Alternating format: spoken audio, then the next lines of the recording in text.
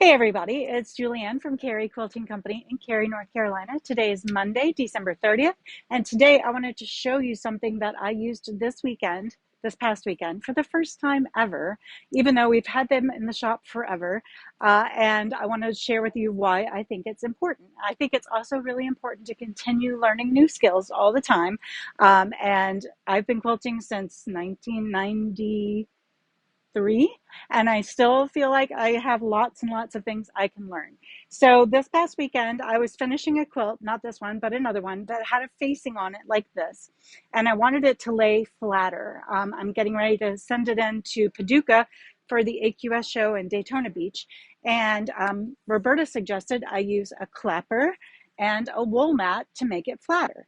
And I've never used a clapper before, so I grabbed a clapper from the shop on Friday, and I already had my wool mat at home, and it made a huge difference.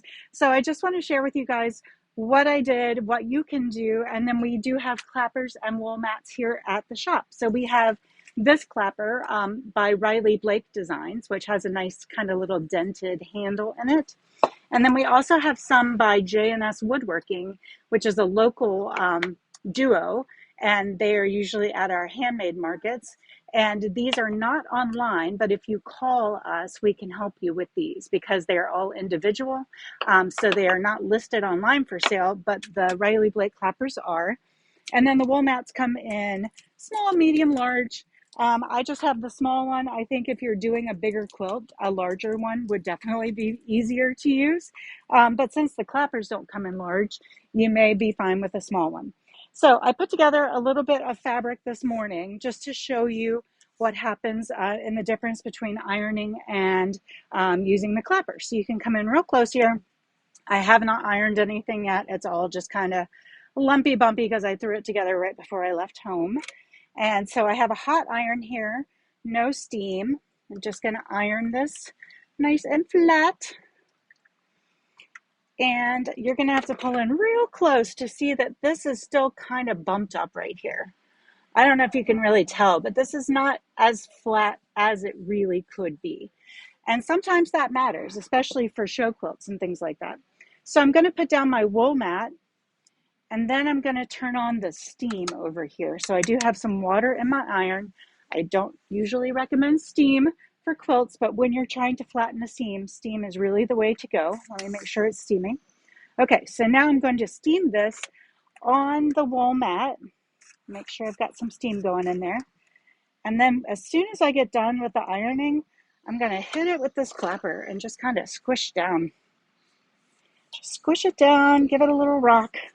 Sometimes people just let them sit there. If you have time and space and if you just want to do it in small bits, you can let it sit there.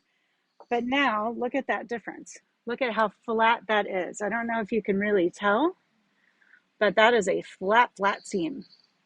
And if you look at the back, it's nice and flat. So I found that this is a really great method for flattening either, four-way seams, 5, 6, 7, if you're doing a star with points that meet in the middle, or in this case, flattening this, this binding. So the facing is basically a binding that you pull all the way to the back. So right here, you're going to have 4 or 5 layers of stuff. It's just a lot of stuff in there.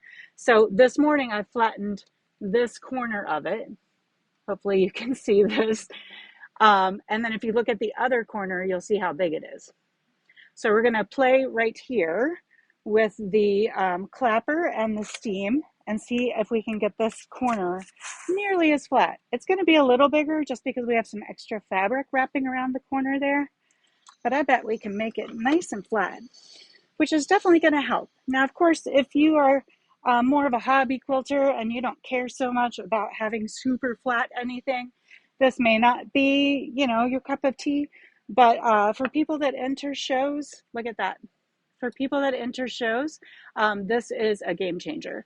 So I really, really appreciate, and if you look at the top edges of this, it's still very big and puffy compared to this bottom edge. So that is my tidbit for today. We did not have any fabric because, again, nobody was shipping last week.